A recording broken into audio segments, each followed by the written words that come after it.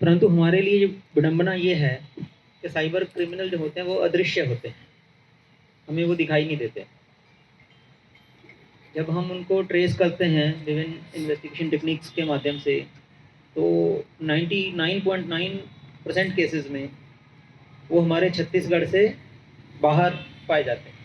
कोई भी वाहन चोरी होता है कहीं से, तो उस ऐप के जरिए उसका उस वहाँ का अक्षांश देशांतर रेखा हम वहाँ पे ऐड कर देते हैं, उस जगह का एंट्री कर देते हैं। इससे हमको पता चल जाता है कि कौन कौन सा एरिया ऐसा है जहाँ पे लगातार जो बदमाश लोग हैं वो एक्टिव रहते हैं। डराने की जो बात रही यहाँ तक, आजकल ऑलमोस्ट सभी जो भी सरकारी एजेंसीज हैं या इवन भी प्राइवेट भी जो एजेंसीज हैं, तो बहुत कम ऐसा हो गया है कि आपको कॉल के माध्यम से या अनोनिमस मैसेजेस के माध्यम से आपको संपर्क करें।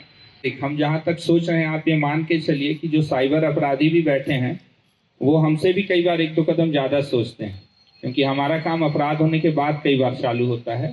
ये सामान्य सी बात है कि जब आपको कोई फ़ोन पे मैसेज या कॉल करता है, वो दो तरीके से आपको अपने चंगुल में फंसाता है, या तो डराकर या लालच देकर। नमस्कार, जय जोहार, स्वागत है आप सभी का भिलाई टाइम्स के चैनल में। मेरा नाम खुश है और आपको बता दूं कि खुश होने की वजह क्या है, क्योंकि दुर्ग पुलिस द्वारा जो है एक नए इनिशिएटिव के बारे में हम आपको बताने वाले हैं। दुर्ग पुलिस ने स्मार्ट और हाईटेक पुलिसिंग की ओर एक और कदम बढ़ा दिया है। दुर्ग पुलिस ने त्रिनीय एवं सशक्त ऐप को लॉन्च किया है। अब डिजिटल बीट पुलिसिंग के तहत स्मार्ट वर्क के साथ काम करेगी दुर्ग पुलिस। पुलिस महानिरीक्षक दुर्ग रेंज दुर्ग बद्री नारायण मीना के निर्देशन पर एवं वरिष्ठ पुलिस अधीक्षक दुर्ग राम गोपाल गर्ग के द्वारा लगातार सामुदायिक पुलिसिंग के अंतर्गत स्मार्ट एवं हाईटेक पुलिसिंग की और दिनांक 19 जनवरी 2024 को police control room Bhilai sector 6 में साइबर प्रहरी जागरूकता अभियान का शुभारंभ किया गया। दुर्ग पुलिस द्वारा 3 ऐप को लॉन्च किया गया है, साइबर फ्रॉड को लेकर और जो ऑनलाइन फ्रॉड होते हैं उनको लेकर। इससे जो अभी 3 ऐप हैं, इसके द्वारा दुर्ग पुलिसिंग को काफी ज्यादा आसानी होने वाली है कार्यवाही को लेकर। और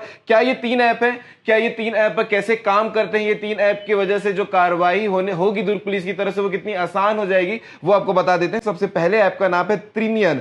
यह ऐप दुर्ग जिले के विकसित सीसीटीवी कैमरे का डेटाबेस है जो तेजी से अपराध सुलझाने के लिए पुलिस को सशक्त बनाता है। यह घटनास्थल के आसपास लगे सीसीटीवी की भौगोलिक जानकारी पुलिस को प्रदान करेगा, जिससे अपराधियों को शीघ्र खोजने में सहायता होगी तथा दुर्ग जिले को सुरक्षित बनाए रखने में महत्वपूर्ण भूमिका निभाएगा। अब इस एप्लीकेशन में जिले के 626 सीसीटीवी कैमरा जोड़ा जा चुका है अभी तक के, तथा प्रतिदिन इनमें नए कैमरा लोकेशन जोड़ी जा रही है। यह एप्लीकेशन दुर्ग पुलिस के लिए गूगल के प्ले स्टोर पर अवेलेबल है। आपको दूसरे ऐप के बारे में बता देते हैं। दूसरे ऐप का नाम है सशक्त ऐप। यह ऐप जो है वो स्मार्ट पुलिसिंग की दिशा में दुर्ग पुलिस का एक और कदम है। इस ऐप में कानून की सभी धाराओं से लेकर चोरी किए गए वाहनों के रिकॉर्ड, विभागीय परिपत्र दर्ज किए जा रहे हैं। आपको तीसरे ऐप के बारे में बता देते हैं, साइबर प्रहरी। यह ऐप जो है जागरूकता अभियान के अंतर्गत police control room Bhilai sector 6 में वर्तमान में होने वाले नए साइबर अपराधों के बारे में बताते हुए प्रदर्शनी भी लगाई गई थी। साइबर प्रहरी अभियान को अभी पायलट प्रोजेक्ट के रूप में चलाकर आगे अधिक से अधिक लोगों को जोड़ने के लिए वरिष्ठ पुलिस अधीक्षक दुर्ग के द्वारा पुलिस अधिकारियों एवं कर्मचारियों से अपील की गई है, जिससे बढ़ रहे लगातार साइबर क्राइम में कमी लाई जा सके। ये 3 ऐप जो है वो दुर्ग जिले के पुलिस के द्वारा लाई गई है और इससे जो है कार्रवाई करने में, चाहे वो साइबर क्राइम हो, चाहे वो वाहन जो चोरी हो जाते हैं उनके बारे में पता करना हो, चोरों को पकड़ने के लिए जो दुर्ग पुलिस है, इससे बहुत आसानी मिल जाएगी इन तीनों ऐप के साथ साथ। और जो जनता है, जो पीड़ित है, उनको जल्द से जल्द इससे जो है उनकी राहत उनको पुलिस दिला पाएगी। बाकी आगे दुर्ग एसएसपी राम गोपाल गर्ग ने क्या कुछ कहा आप आगे देख सकते हैं, और बाकी जो पुलिस ऑफिसर्स हैं उन्होंने क्या कुछ कहा पूरे प्रोग्राम के दौरान, ये भी आप आगे वीडियो में देख सकते हैं। एटलीस्ट 50% टाइम हम अपने मोबाइल पर बिताते हैं। अगर ये कहें कि 50 से भी ज़्यादा है तो कोई उसमें कोई शक्ति नहीं होगी। और इसी मोबाइल की जो हमारी पेनिट्रेशन समाज में हुई है, उसके कारण जो क्रिमिनल्स हैं वो भी उसी टेक्निक को यूज़ कर रहे हैं। अगर हम आंकड़ों की बात करें तो जितने प्रॉपर्टी रिलेटेड हमारे ऑफेंसेस होते हैं, चाहे वो चोरी हो, लूट हो, डकैती हो, उससे जितना किसी पीड़ित का नुकसान पूरे मेरे ख्याल से साल भर में 10 साल में नहीं होगा जितना कि साइबर क्राइम में मेरे ख्याल से हमारे पास जो रिपोर्ट्स आती हैं 1 या 2 महीने में हो जाता है। परंतु हमारे लिए विडंबना ये है कि साइबर क्रिमिनल जो होते हैं वो अदृश्य होते हैं, हमें वो दिखाई नहीं देते। जब हम उनको ट्रेस करते हैं विभिन्न इन्वेस्टिगेशन टेक्निक्स के माध्यम से तो 99.9% केसेस में वो हमारे छत्तीसगढ़ से बाहर पाए जाते हैं।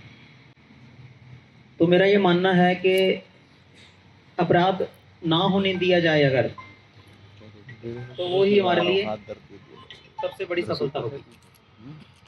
तो उसी सोच के जरिए हम कोशिश करते रहते हैं टाइम टू टाइम कि कैसे हम हमारे जो नागरिक हैं उनको जागरूक करें कि साइबर फ्रॉड, साइबर अपराध के चंगुल में ना फंसें। ये सामान्य सी बात है कि जब आपको कोई फ़ोन पे मैसेज या कॉल करता है वो 2 तरीके से आपको अपने चंगुल में फंसाता है, या तो डराकर या लालच देकर। डराना, जैसे आपको डरा दिया जाता है कि आपकी इलेक्ट्रिसिटी कनेक्शन आज कट जाएगा, नहीं तो इस नंबर पे संपर्क करें, अपनी सारी डिटेल्स दें और इतना पैसा जमा करें। आपको अगर यकीन हो जाता है कि वाकई वो इलेक्ट्रिसिटी डिपार्टमेंट से ही कॉल आया है या मैसेज आया है, तो आप उसको जो अपना पैसा है वो देने के लिए मजबूर हो जाते हैं। उसी प्रकार लालच कि जैसे आपको कोई बताए कि आपको 1 रुपया लगाना है और आपको 10 रुपये मिलेंगे बिना किसी मेहनत के, तो वो भी आप उसमें आके चंगुल में उससे फंस जाते हैं। लालच की बात मैं कहूँ तो जैसे हमेशा कहा जाता है कि there are no free lunches. कहीं भी किसी भी जगह पे आपको कोई भी चीज़ अगर फ्री में मिल रही है या बिना किसी मेहनत के या बिना किसी आपकी एंटाइटलमेंट के, तो दूसरे आदमी पर अगर वो अधिकृत या ऑथोराइज्ड पर्सन नहीं है तो उस पर हमें बिल्कुल विश्वास नहीं करना चाहिए। और डराने की जो बात रही यहाँ तक, आजकल ऑलमोस्ट सभी जो भी सरकारी एजेंसीज हैं या इवन प्राइवेट भी जो एजेंसीज हैं, तो बहुत कम ऐसा हो गया है कि आपको कॉल के माध्यम से या अनोनिमस मैसेजेस के माध्यम से आपको संपर्क करें। इनफैक्ट बैंक्स और कई हमारी जो संस्थाएं हैं वो हमेशा ये एडवर्टीज़मेंट भी करती हैं कि अगर आपको कोई बैंक कर्मचारी बन के कॉल करता है या इलेक्ट्रिसिटी डिपार्टमेंट या किसी भी तरह की कॉल करता है तो कृपया उसके झांसे में ना आए। तो इसलिए हमारा ये उद्देश्य रहता है हमेशा कि साइबर क्राइम से हमारे लोगों को कैसे बचाया जाए, उसके लिए उनको जागरूक करना।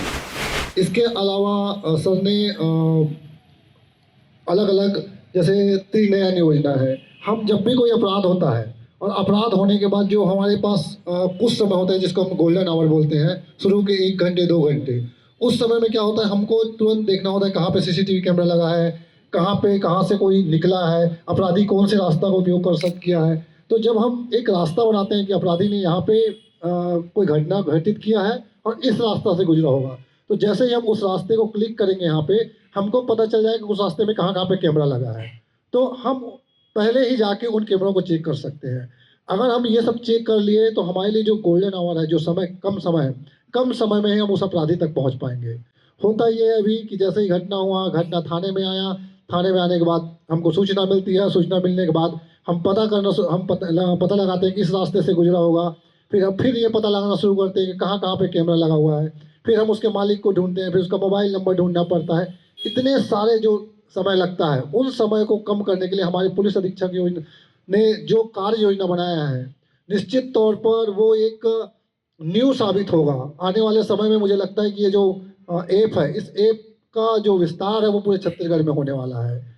इसके अलावा सर के द्वारा छत्तीसगढ़ पुलिस सशक्त एक ऐप शुरू किया गया है जिसमें कोई भी वाहन चोरी होता है कहीं से, तो उस ऐप के जरिए उसका वहाँ का अक्षांश देशांतर रेखा हम वहाँ पे ऐड कर देते हैं, उस जगह का एंट्री कर देते हैं। इससे हमको पता चल जाता है कि कौन कौन सा एरिया ऐसा है जहाँ पे लगातार जो बदमाश लोग हैं वो एक्टिव रहते हैं, कहाँ पे कौन कौन सी घटनाएं होती हैं। ये फिल्टर करने में बहुत आसान होती है अगर ये चीज़ें पता चल जाती है। जैसे हमको पता चला कि यहाँ पे चोरियाँ बहुत होती है, तो हमको वहाँ के लिए कार्य योजना बनाने में बहुत आसानी होगी।